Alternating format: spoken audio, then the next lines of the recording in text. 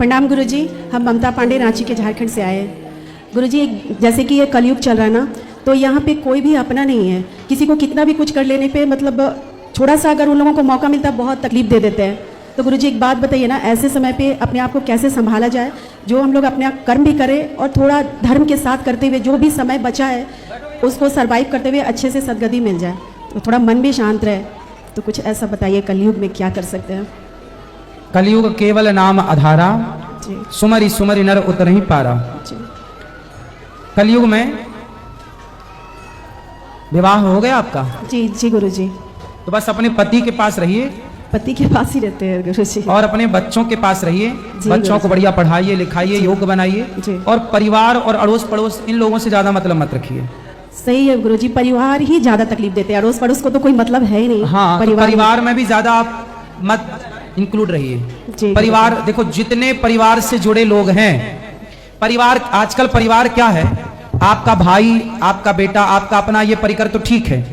इसमें भी जब बच्चे, जब तक शादियां नहीं होती तब तक सब ठीक चलता है। शादियां होने के बाद ना सबको फिर अपने अपने की पढ़ने लगती है कि अब उनको अपना भविष्य देखने लग जाता है कि अब अपने लिए जोड़ना है, अब अपने लिए करना है। फिर वो स्वार्थी हो जाते हैं। सही है। फिर वो अपना देखते हैं, फिर आपका बिगड़े तो बिगड़े, एकदम से। फिर वो अपना बनाना, क्योंकि समय के साथ उनको ये लगता है कि अब जिम्मेदारी आई, अब ये करना है, इसलिए स्वभाव बदल जाता है। कल तक जो हमारे साथ अच्छे थे उनका समय के साथ स्वभाव बदल जाता है। इसलिए जीवन में अच्छे दोस्त होने चाहिए, है ना, और फ्रेंड सर्कल हो, जो अच्छे लोग हों उनसे दोस्ती कर लो।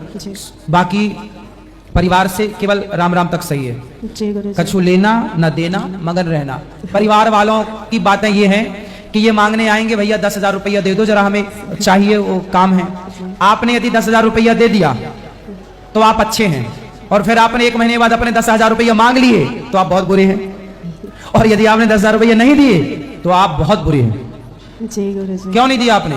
भले आपके पास ना हो, पर उन्होंने मांगा है तो उन्हें चाहिए। और चलो हम आपकी मदद कर भी दें तो भैया समय से लौटाओ, तो बोलेंगे 1 महीने बाद, और 1 साल बाद जब मांगोगे आप तो बोलेंगे खा के भागे जा रहे हैं क्या? तो बोलेंगे कि तुम्हें तो जरूरत ही नहीं है, तुम्हारे पास तो बहुत है। बोलेंगे आपके पास तो बहुत है, जरूरत ही क्या है आपको? तो गुरुजी उनकी बातों को ध्यान मतलब अपने माइंड पे ना रखे, इसके लिए क्या करें? उनकी बातों को तो इस कान से सुनो, इनसे निकालो, और लेन देन बिल्कुल ना हो। उनसे लेन देन हो जो ईमानदार हो। रिश्तेदार ना अधिकांश ये बात सही है ना, पैसे ले लेते पर लौटाते नहीं है, इसलिए बिल्कुल पैसे का संबंध नहीं। यदि आप या फिर पैसा दो तो फिर इस भाव से दो कि वापस नहीं आना। यदि इतना बड़ा जिगर है, दिल है, तब तो दो, वरना रोते रह जाओगे। रिश्तेदारी में मदद तो सब आदमी मदद ही तो करता है। भाई हमने किसी को 100 रुपए दे दिए तो मदद ही तो की थी, लेकिन बाद में उसको लौटाना चाहिए ना 100 रुपए, लेकिन नहीं लौटाता। इससे मतलब इससे ये लगता है कि भाई संसार में फिर एक के चक्कर में सारे लोग पिस जाते हैं। सबको उसी दृष्टिकोण से आदमी देखने लगता है। गेहूं के साथ घुन पिसता है, ये कहावत सुनी होगी। इसलिए परिवार के साथ कैसा व्यवहार हो, कछु लेना ना देना मगर रहना। कोई बुलाए तो चले गए, राम राम करके आ गए, चुपचाप, ज्यादा बोलना नहीं। रिश्तेदारों में क्या होता है, ये रिश्तेदार उस रिश्तेदार से मिलेगा तो आपकी बुराई करेगा, और जब आपके पास आएगा उसको छोड़कर तो उसकी बुराई करेगा जिससे आपकी करके आया है।